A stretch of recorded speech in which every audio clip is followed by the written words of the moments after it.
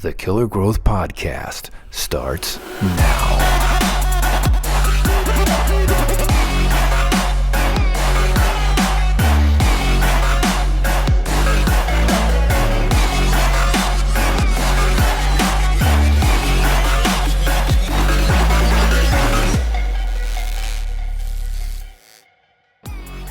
What's up, guys? Sam here with the Killer Growth Podcast, and today I have Andy Brickley, owner of AJ Services and Lighthouse Drilling, and we're going to talk about the oil field. Yes. All right. Thanks for being here.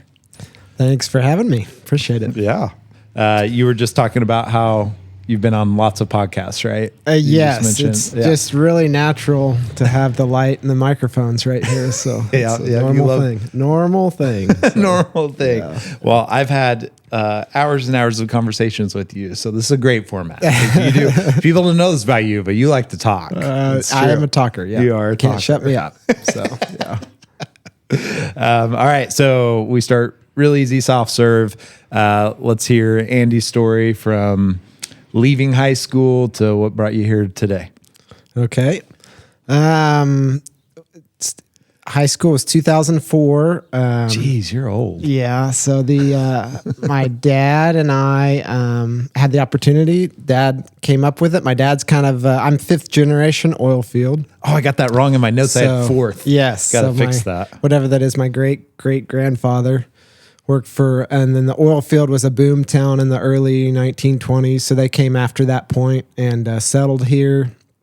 So yeah, I've had family in and out of the oil field. So they came during the boom or just right at the end of the boom? Yeah, I forget the dates, but right kind of after the boom started, they came in, settled into the area, and there's just a lot of work, a lot of opportunity, but mostly people were just looking for jobs at that point. So yeah, they worked for my great grandfather and my great great grandfather and my great grandfather and my grandfather all worked for the one of the same companies. It changed hands over the years, but it was city service was a big thing back then. So I've always grown up knowing about the oil industry, being around it. My dad kind of was in and out of it at different times of his life because oil field, as you know, is boom or bust. So there's a lot of Landman. You watched it? Yeah. I have seen parts of it. So yeah, so it's a little different in Kansas though. That's not exactly, and maybe a lot less drama. Yeah, we have different types of drama, let's say. So, but yeah, so high school, I was kind of just looking for something outside of high school. College wasn't necessarily my first priority. I wasn't planning on being a doctor or a lawyer. So my dad had an opportunity to buy this little pipe testing rig. He mentioned it to me. He said it's a good way. He did it when he was younger. So he said it's a good way to make a decent amount, work hard.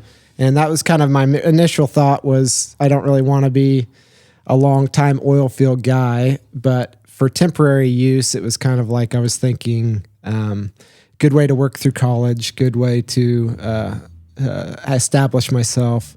I was thinking about different things like construction science or different things like that. So yeah, senior year of high school, my dad and I, he had been kind of out of the oil field at that point. So this was him getting back into the oil field. He was doing other things, furniture runs. He was doing an apartment building. He was doing several other things. So we decided to go in together and partner together and buy an oil field pipe testing unit. And we started right out of my senior year, graduated, and that summer just got at it. So you bought it while you were still in school? Yep. In March of 2004, before I graduated, was when we set up our new company, EIN number and all that. So that was all new to me. And so yeah, you're in high school. Yeah. So it was quite the experience. Yeah. So and knew nothing about business at that point. And so still know very little about business, even though we've had quite a few businesses, quite a few years under my belt. So, but still learning all the time. It's just been, joy to work hard and through a lot of difficulties. We've had a lot of difficulties, but overall just huge amount of blessing and just good times through the oil field industry. So, but to go on, we just started grinding it out. And the business started to grow. and it was old equipment, run down. So we started from really nothing, and it did well year over year. It basically doubled every year for the first few years in gross sales, and yeah, it began to take me away from kind of my focus really wasn't on college as much, and so I ended up doing a couple years at Butler, and then I ended up going to a K-State Salina program up there, doing an A&P program, but I was coming home every weekend, and Dad was kind of running it. We had some guys kind of running the business. I was spending all summers helping out, but it just wasn't working to do both. So it ended up, I finished the program, but I did not end up, An airplane mechanic, right? Yeah. A&P program at K-State at Salina. But I did not end up ever using anything to do with the A&P program. But I wouldn't trade that experience. That experience was a lot of very enjoyable, very fun. Got to know a great group of guys and gals up there for 2 years. So yeah, that was fun, but came back after that and just dove right in 100% to the oil field after And that. I remember the program. You let me go up there and tag along for a day and a night. Yeah. I stayed the night and helped you rip parts out of an airplane. Yeah, it's an interesting, very neat field. Just a lot of it's mechanical side, but then also you got to deal with the flying side. I was also getting my pilot's license at that time, and so I got to know. I actually got my pilot's license a little bit before that, so I was actually a pilot up there. So it was fun to see both sides of that side. And that's another thing I haven't flown in forever. So it just certain things kind of take a back seat. I remember the last time I was in an airplane with you. It might have been the last time you Probably flew, and it's the last so. time I ever got in a small personal airplane. I was sick for 2 days. When you get in and you haven't flown for a while and your knuckles are white after you land the plane, then you probably should either A, fly more or stop flying. Right. So I decided to stop flying there because I wasn't flying regularly enough. Yeah. So yeah. You want me to keep going from there, I guess? However you want to go. You're doing great. So my brother came on board with us 4 or 5 years in. And so the partnership became me, my dad, and my brother. We were growing and expanding. My dad was doing a couple other businesses too. And so the three of us kind of were working together on a lot of different projects, different things. But the oil field, we would go from one truck and we get a second truck, and we started to get into other fields of the business, of the service business per se. We started to get into the roustabout side, which is everything from backhoes to trenchers to skid steers, that sort of thing. We got into the rig, the pulling unit side, started just getting a little bit more equipment every year. The tank truck, the vacuum truck side was pretty early on. And we just began expanding. We would always do it the same way, which I wouldn't recommend looking back, but we'd always get kind of old, worn out, used equipment, kind of test the field, see if we could get the work first. And then we'd try and build up something a little bit nicer, a little bit newer. We still haven't gone to the brand new, just buying brand new out the gate. But yeah, that's a hard way to do the oil field business because you're suffering from a lot of breakdowns, a lot of that business is hard on equipment. Yeah, it is tough in the field work, and so I've learned everything about the ins and outs of running a business to the ins and outs of running machinery and trying to figure that out. And most of the times you learn things by doing it the wrong way 3 or 4 times, especially with machinery. And then especially with old equipment, and then by the time you've done it 3 or 4 times, you can do it the right way after that. So, yeah. Hey, your phone's going off. I feel disrespected. Should I shut that off? I can't believe you did not silence your phone for this interview. I shut that off. You're good. We have trucks running in the background that are picking up a little more noise than your phone. So yeah, expanded services, and then I guess that's all the services. Then got into drilling next, or drilling was in 2018, so it was down the road a long farther ways. down. Yeah. We started to get into a little bit of my grandparents had their own, a little bit of smaller operation of oil production themselves, the oil wells themselves, and so we started acquiring a little bit of that through our company. And then we also managed their production also. So we got into that side more and more as we grew, got into a few leases here and there, started expanding that side. But the priority was customers first with the service work, and then kind of our production on the side. But yeah, we started growing and expanding that, and then we got the opportunity in 2018 with a guy where we actually jumped into the drilling rig business and started drilling our wells, but primarily for customers. Now we're getting into the landman stories, aren't we? Yes.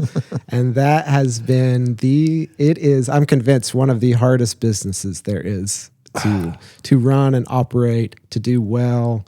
I've learned more ways how to not do something in that business. There's a lot going on. How to do it. Drilling a well. Yeah, from the crews to the safety aspects to the just the job fluctuation with prices. There's nothing more centered on the price of oil than a drilling rig, because that's the first thing people shut off when the prices go down, is they just stop drilling.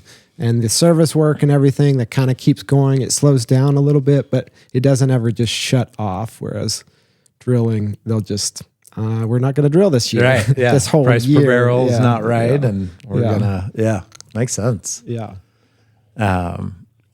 Interesting. So got into the drilling side in 2018. 2018. One drilling unit. Yep. Started with one drilling unit.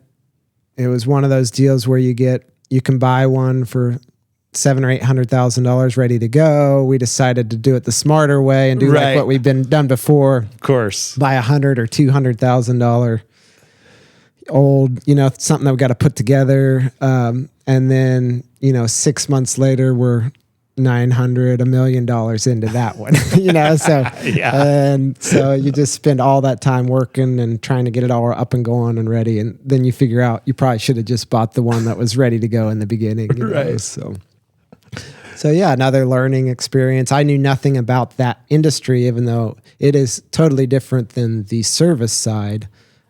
Everything is just, it's a different company. So yeah, I was learning, and I still haven't fully engulfed myself with, like, I couldn't drill a well right now today myself. So we have good people that run and are knowledgeable, and it takes years and years to learn that industry. So you guys brought in people that have been drilling for a long time and running. Yeah. Started with one guy that just kind of got us, he built the thing, he put it together, he got the customers, all that. I would go out and help and do what we could, but he ran it, and then he was with us for quite a few years, and now we've got another guy that's running everything for us. So,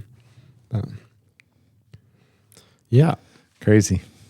So what I think is interesting about your story, you're fifth generation, but there wasn't oil business that you just stepped into. Yeah, and I've always respected that and thought, whenever I talk about you, I'm like, Andy was like in high school and got into the oil field service industry, which isn't a common story. And you were going to school that whole time. Yeah. And I remember, you were going to school and you come back, work all weekend and go back to school. I mean, you're not shy of doing hard things, and you kind of have to be that personality, to be in that industry. I mean, there's a lot of, it's one thing to just show up to work in that industry, but it's hard. And I only did a couple summers of it, helping you guys out. And full disclosure for those that aren't local, this is my big cousin. Andy Brickley. Big cousin, smaller, shorter. Smaller, shorter.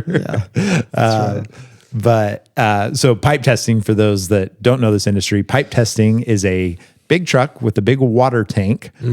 That's filled up, and then those pipes, you see those oil wells, the well heads, right, that go up and down like a sea or a teeter totter. I don't know what would be great. The horses. Yep. And so you take a hose off of that. They pull all the pipes out because they've lost pressure in a well, and you can just stop me when I mess it up. But so when they're pulling that oil out of those well heads, right? Yeah.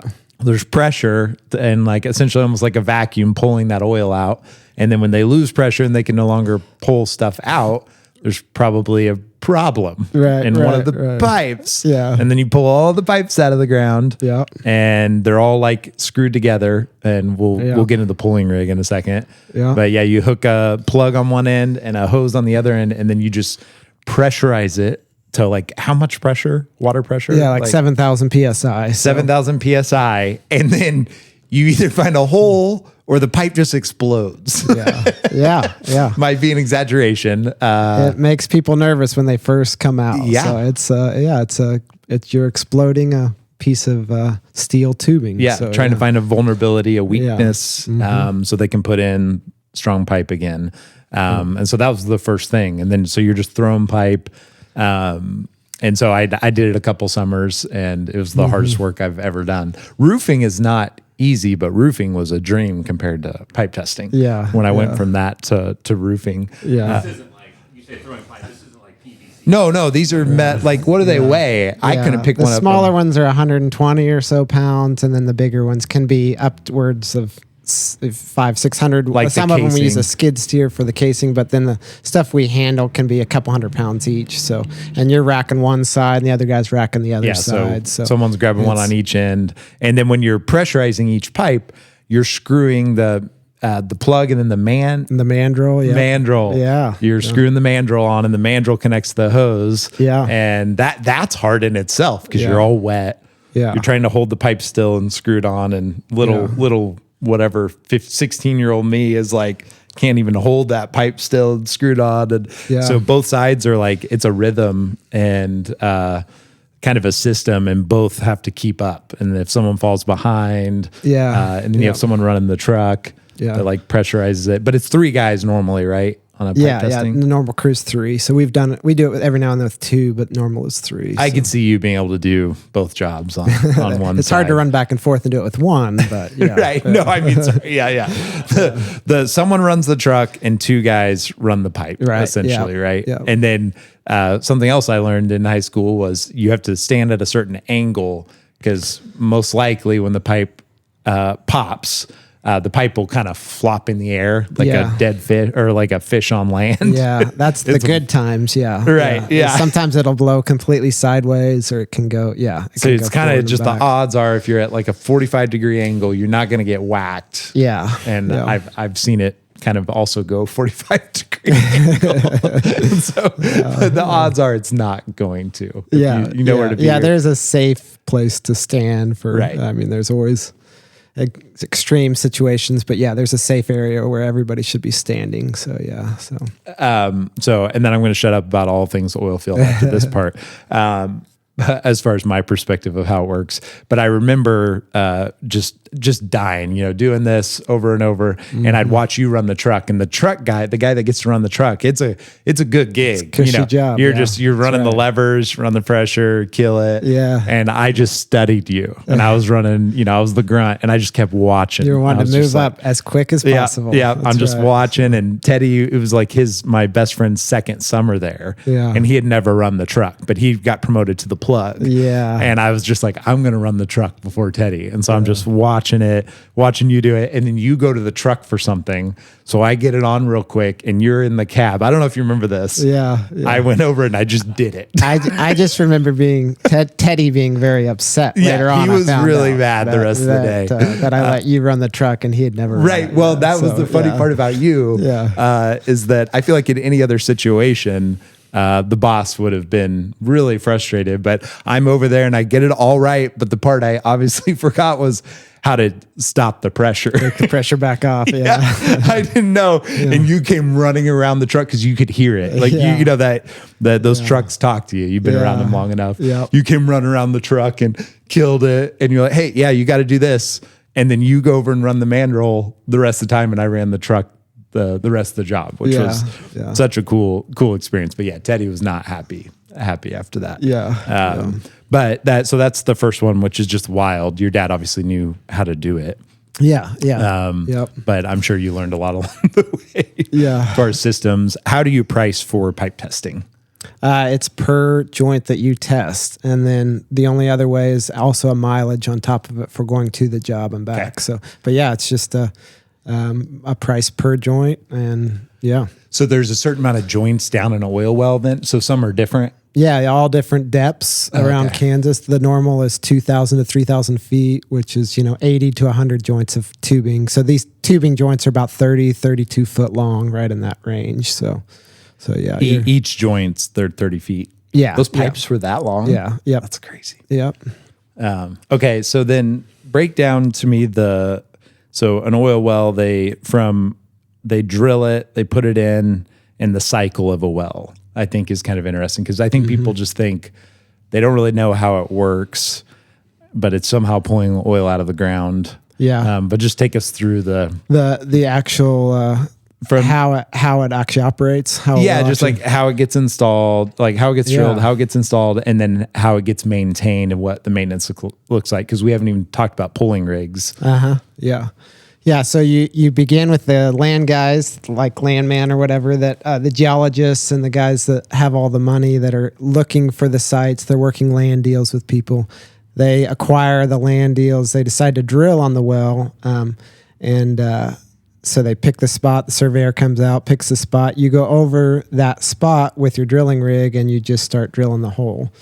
You drill the hole, you get done with it. Anymore, we're finishing jobs in a week or so around here, finishing, whereas, 80, 100 years ago, it would take them 3 or 4 weeks to do one well. So it's just a different to drill far enough. Yeah, just to get, which we have different rotary rigs now. They used to use cable tool rigs. And so, but you get the hole drilled, and then at the bottom of the hole, they'll sometimes have several different producing oil zones that they're looking at.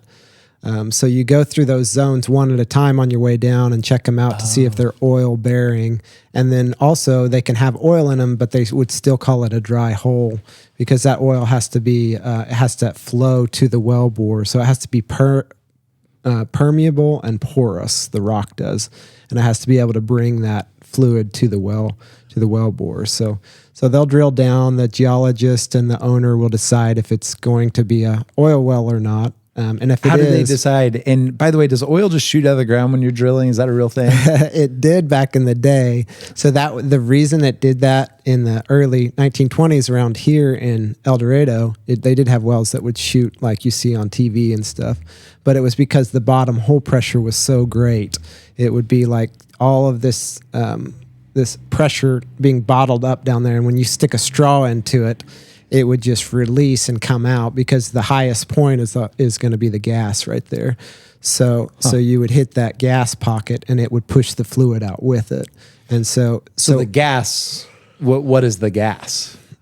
There's layers down there. There's the gas is on top, and then the oil is below that, and then there's water below that. So there's 3 different layers when you hit a porous zone. Other than that, you're basically just drilling through solid rock besides that, and some sand zones, different things like that. But yeah, so anymore around El Dorado, they've drilled so much of the area out, they've depleted all the bottom hole pressures. So those big zones don't have the bottom hole pressures to produce like what they did back in the day to really just explode. And then also we have things that are attached to the drilling rigs that prevent for blowouts and stuff.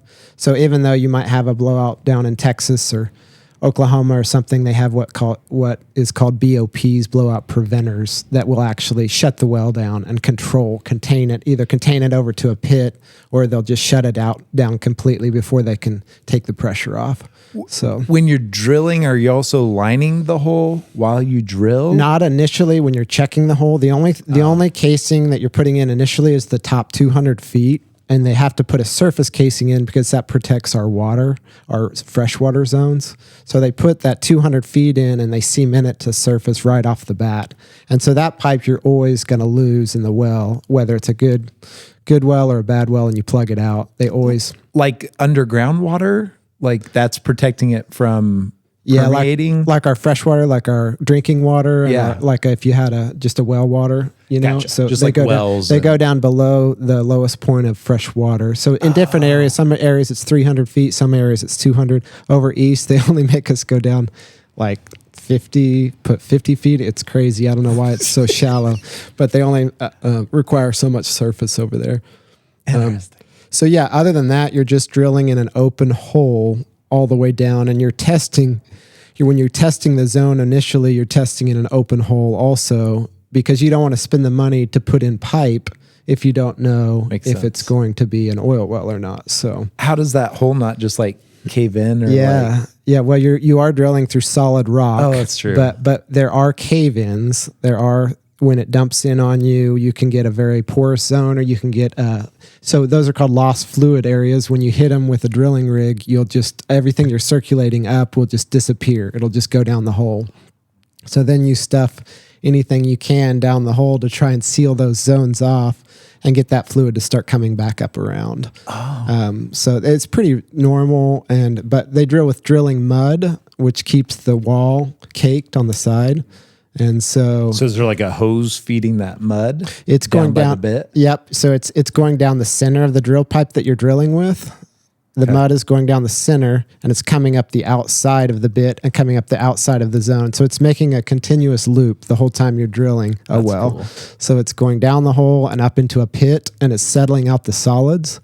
All the cuttings and stuff, the actual rock are settling out, and then you're pumping the clean mud back down the well continuously 24 hours a day until the well is done.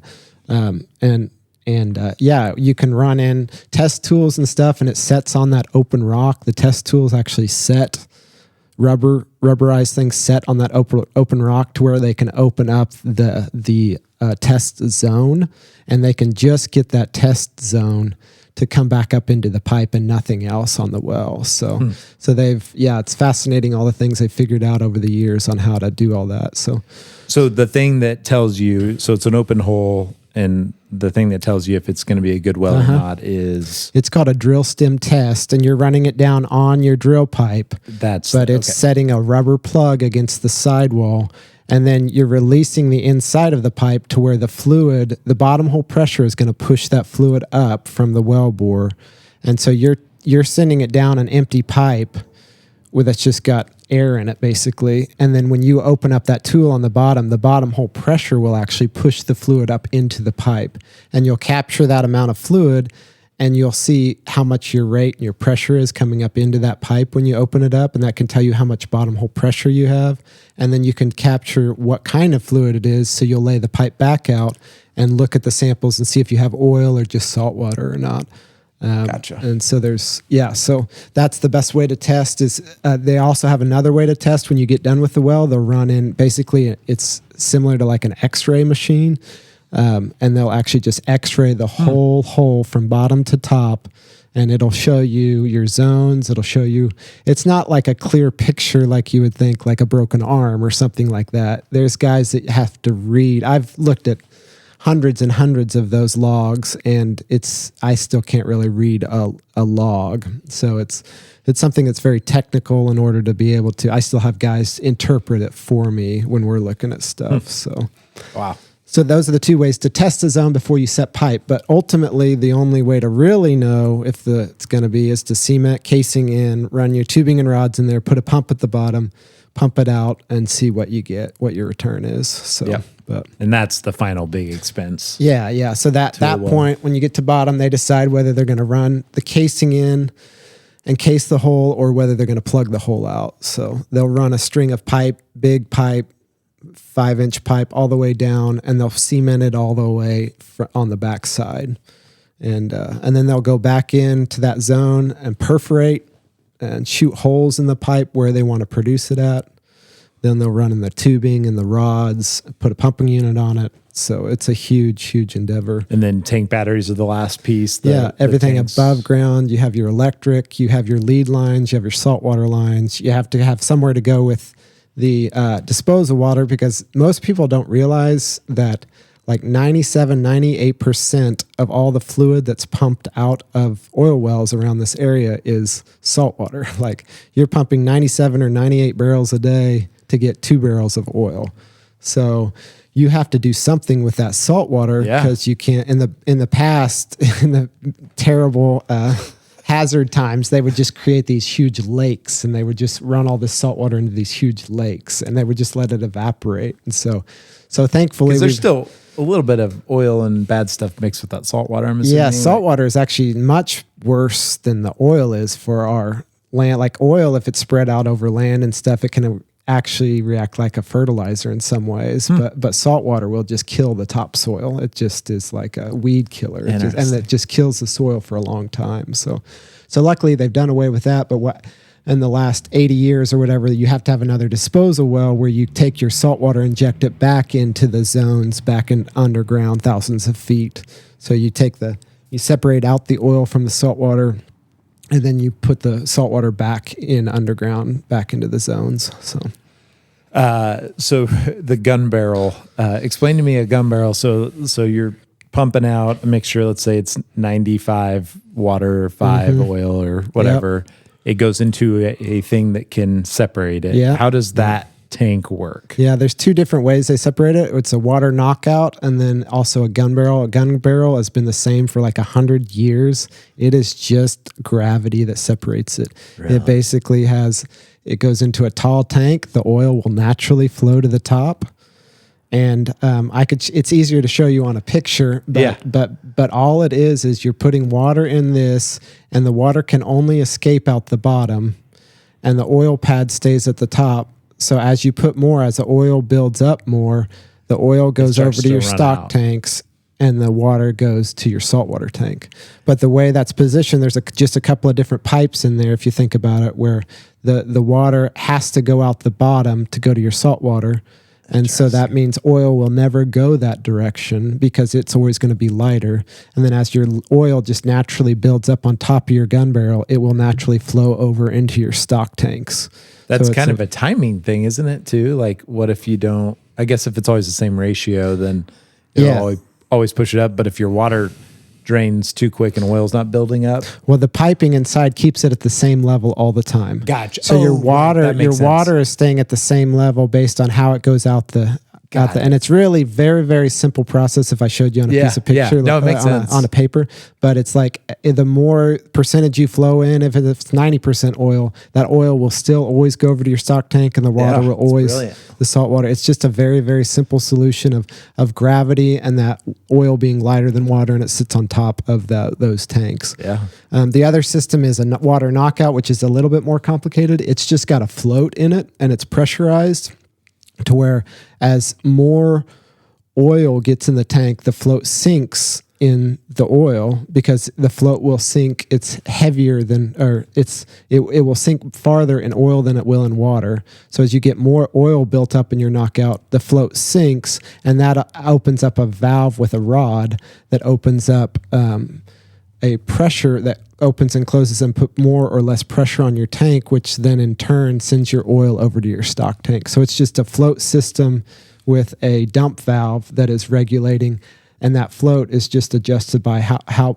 much oil is building up inside that knockout. Yeah. So it's a simple process too, but it's a little bit more complicated than just the gravity system of a gun barrel. So yeah. That's interesting. Yeah. And then the full cycle of a well then is, well has problems, you pull the well with a giant system, cable system, and pull all those joints out. Yep. My one question on that, because that's kind of straightforward, not straightforward, I know it's complicated, but you start pulling you're lifting all the pipes at once, unscrewing a joint, set it aside, then you lift all of them again.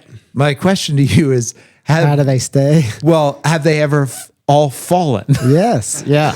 I've always wondered. I've never asked you that. Yeah. That's a great question. Most of the time, if they do fall, which they have fallen several times, sometimes it can be human error that causes that. Sure. And that's happened. And you have to pay for a string of tubing because when it goes down the hole that fast and at that rate of speed, do you know what it comes out looking like? No. It looks like a corkscrew.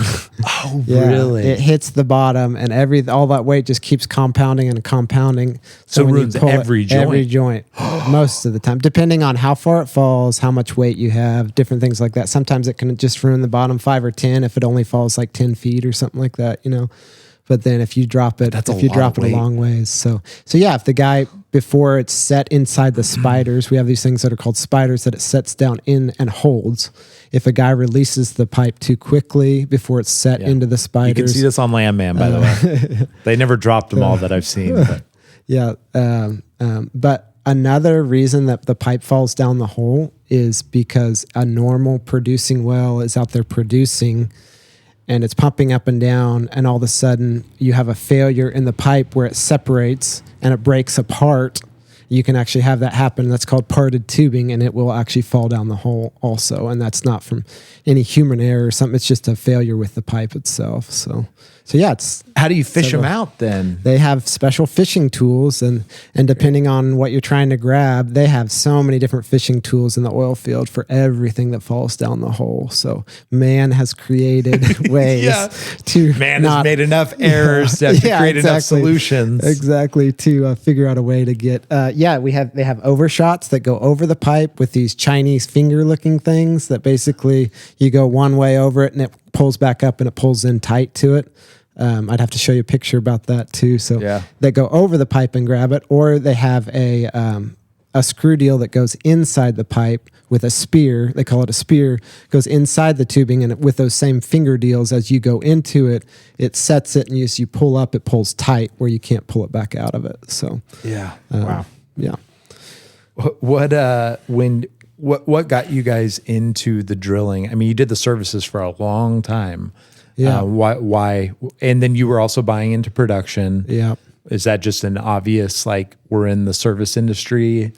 It is a very different business, but what made you guys decide to get into Lighthouse drilling? Yeah, I think it sounds like a fun thing to do. We're going to drill some holes, guys. And every single person that we talked to told us the same thing that had been involved with it. They always told us, they said, that is a hard way to make a buck.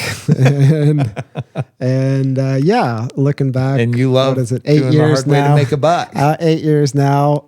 I haven't figured out how to make a buck yet, but I do know that it's hard. Right. I do know that it's hard. So it's a kind of a lofty goal that most people in their lifetime in the oil industry don't get the opportunity to do. So we were blessed that we got that opportunity, even though there's been so many challenges.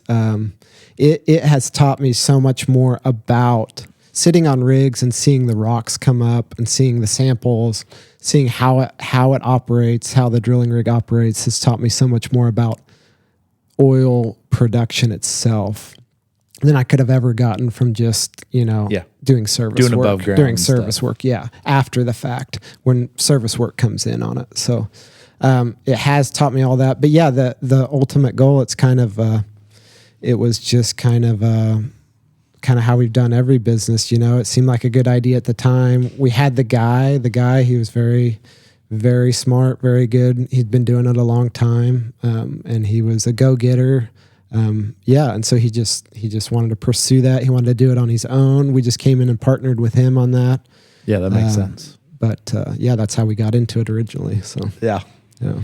And that's the full thing. So, I mean, there's really not, besides being a geologist. Yep. I mean, now you kind of understand every aspect of what it takes to go from there's a piece of ground and now there's a well. Yeah. That is cool. Yeah. And that's the one piece that most people skip. And I understandably, Right. So it's one of the hardest pieces, and you don't have to have that to get a good all around knowledge, but it definitely helps. So, yeah. How do international affairs affect your business? Well, it's a global price. Like, our price is subject to, the things that are happening globally. So that's the biggest thing I would say that affects us is we are subject to not just how good people are doing in Kansas and how competitive it is here in Kansas, but we're on a global market scale. So we just have to survive in the down times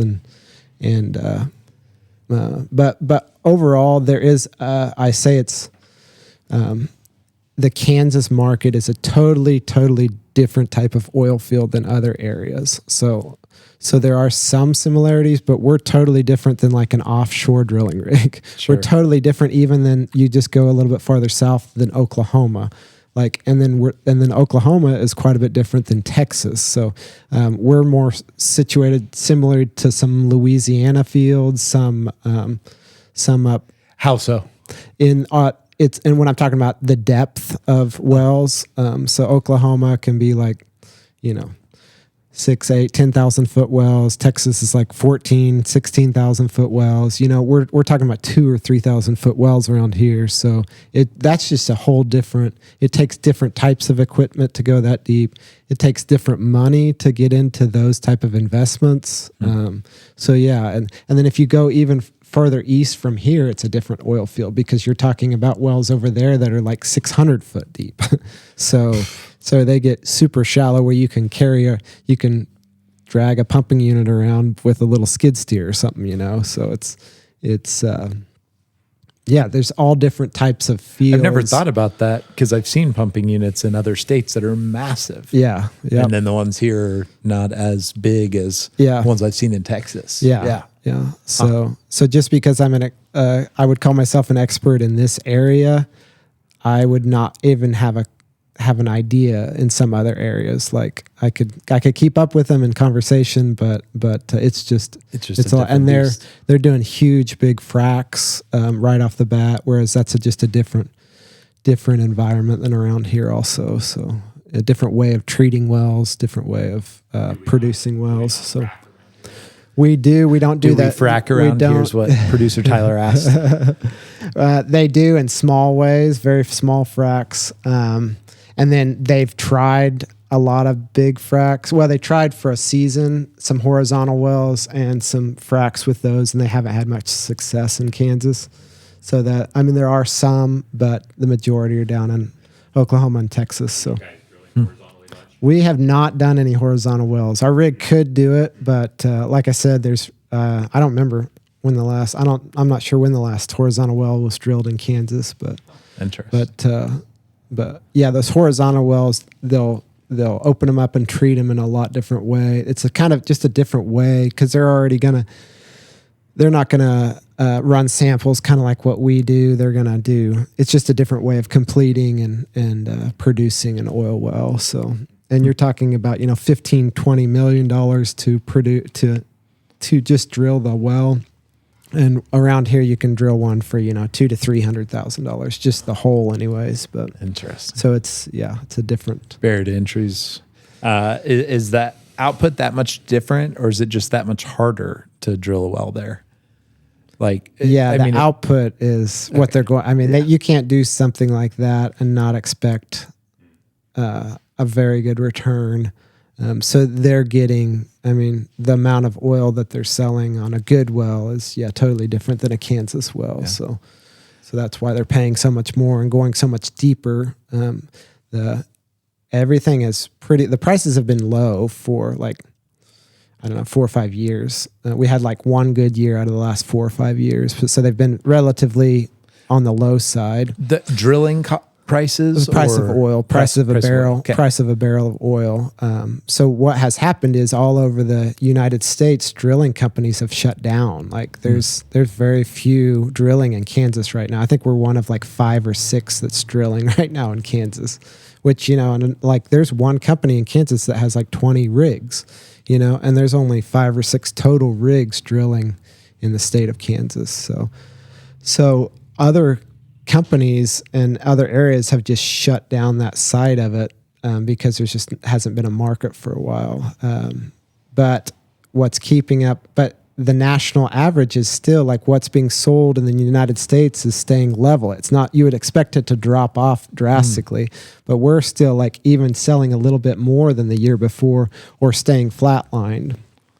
And I keep wondering why in the heck that is. Yeah. And it's because Texas is still drilling. They're still drilling wells down in Texas, and their intents and the number of wells and what they're completing, which I can't believe it because everybody else in the country is pretty well. I believe it. I watched Landman. Obviously, they're drilling down there. That's I think that's a reality show, right? It's exactly. Not fiction. So yeah, they can still do it. And that's what's keeping the prices still low. So, and then other countries too. But, interesting. Yeah. So yeah, obviously supply demand. So less and less drilled here, the prices go up.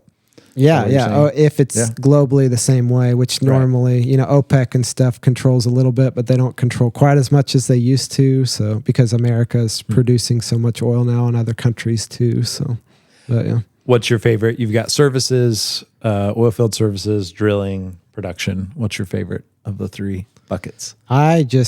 My passion, I've been managing crews and doing all that my entire life, and it's never really been a passion or really a gifting of mine. But I just what I love is the production side. Like, I will think about, you have to think down in the wellbore. Your mind has to go. Like, I have pictures in my mind of what the potential are, and looking over old notes and old logs, old drilling records. So that's what I love to do, is take over packages, kind of improve the production, and then, get it to a stable place, and then go for the next package of production. So, When you say package of production, like buying up wells. Yeah. Stuff that's already together and has produced in the past. Some of it can be deteriorated where it's not producing a lot, or some of it is producing well and they just want a decent price for it, But we've had more success with that, I would say, than drilling our own brand new wells. We've had some success with drilling wells, but that's definitely not our expertise. Yeah. So from the drill, as in like picking a spot and you're going to own the well, right, versus just being hired to drill. Right.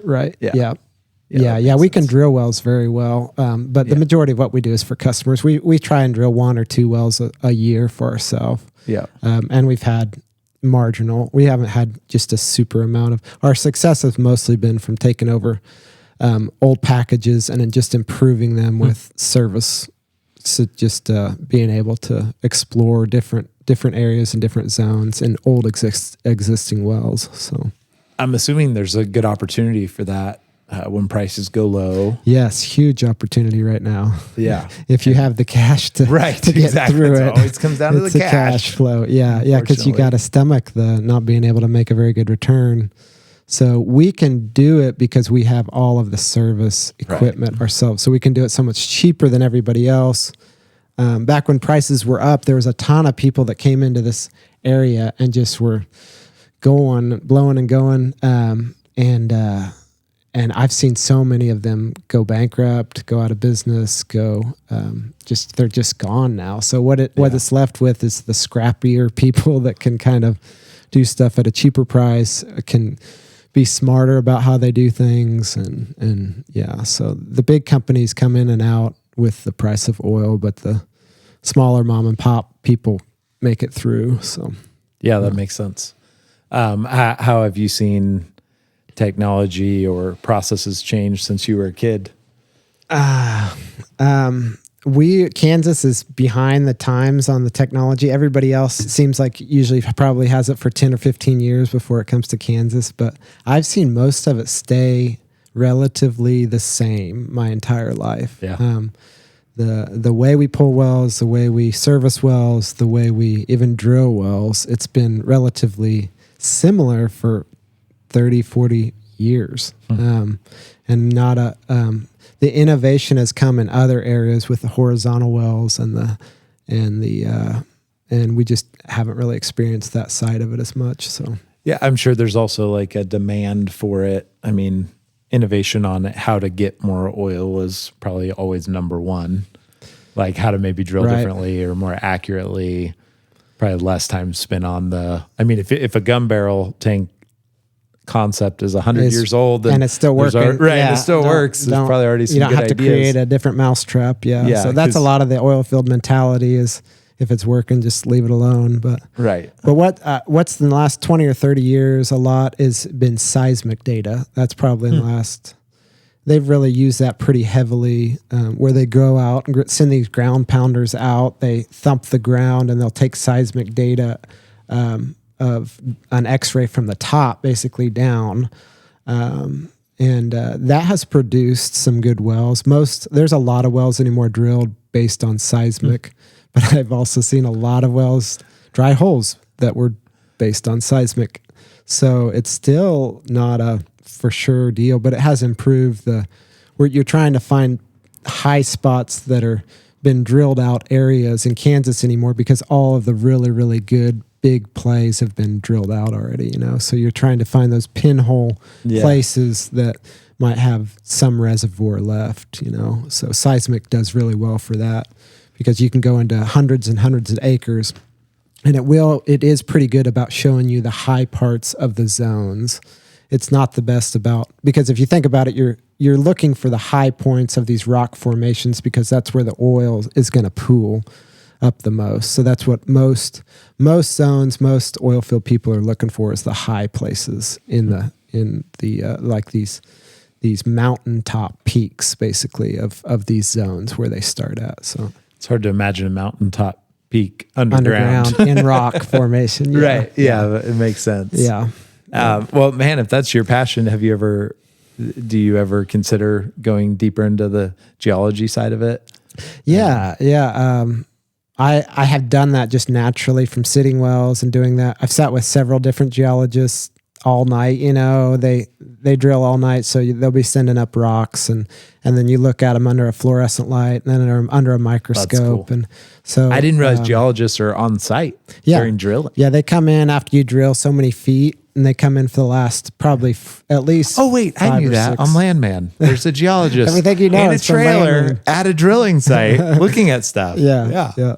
So they come in when you get down closer to the zone. Sometimes they come in right at the beginning, but most of the time they wait until you're down to a certain depth, and then they'll come in, and then they're there from there until the end of the well. And around here, geologists call pretty much all the shots. They say, stop, slow down, just circulate for samples. Or they'll say, drill 5-10 more feet. They'll kind of give you what to do as a drilling rig operator. So, yeah. How often are geologists and drilling companies one and the same? Are they usually always have a degree of separation?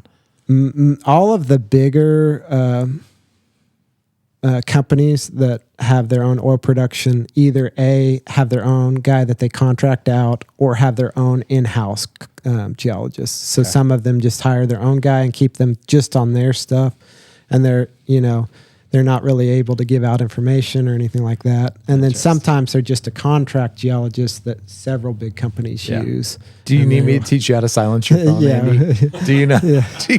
Do you know? That's a good idea. I was trying to shut it off earlier. I can just silence it. There we go. I got it now. Good job. I know no one can hear it. It's pretty quiet, but it's cracking me up. Man, I'm never doing this again. That's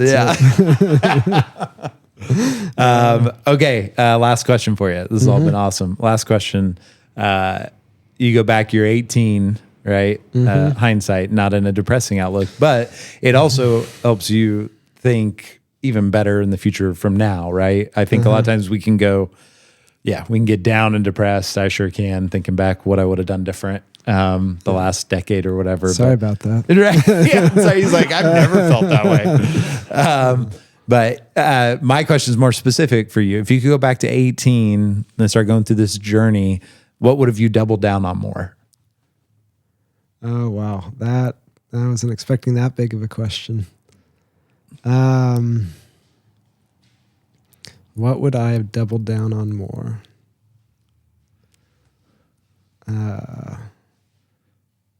There's just everything that I've learned has been from just trial and error getting in there. I just don't know if I could have had the wisdom unless I would have gone through kind of the way that I've gone through it, and just really, really the pains and the trials and the hardships has made me understand things in a more full way. I think the biggest thing that I was lacking in back then, just being able to manage people. There's a lot of wisdom I think I would have doubled down on about caring about the people that are working underneath you. I think that is something I've grown and matured in. I think that is the core of a service-based business, is caring for them. And we, the biggest thing that we have is the 3 F's. Faith, family. In the oil field, I assume it's the same word 3 times. Sorry. But we kind of preach that to our guys right now, but faith, family, and finances. And I just think if it's not in that order, it doesn't matter how good the work environment is or what you're even doing. But that's one thing that has been eye-opening to me over the last 20-some years, is just the desire to want all the people that work with us and are part of our companies to just love that side of things where they put faith first in their life. Their families are that close second. And then the financial, which I do like business work, everything is under finances on the third side there. But if they can keep it in that order, then it makes us better as a company.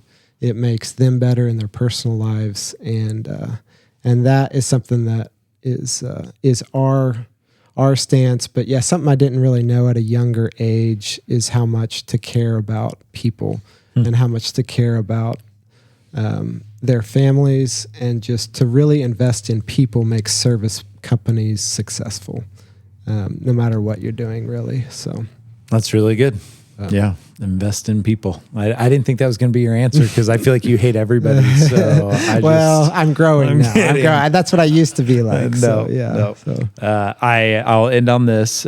You've been and always have been one of my heroes. I've always respected your work ethic, your grit. There's been a lot of hard times and down times where I think I need that grit, and you're that model of grit for me, and doing it with character. I know you don't feel like you did it with grace always, right?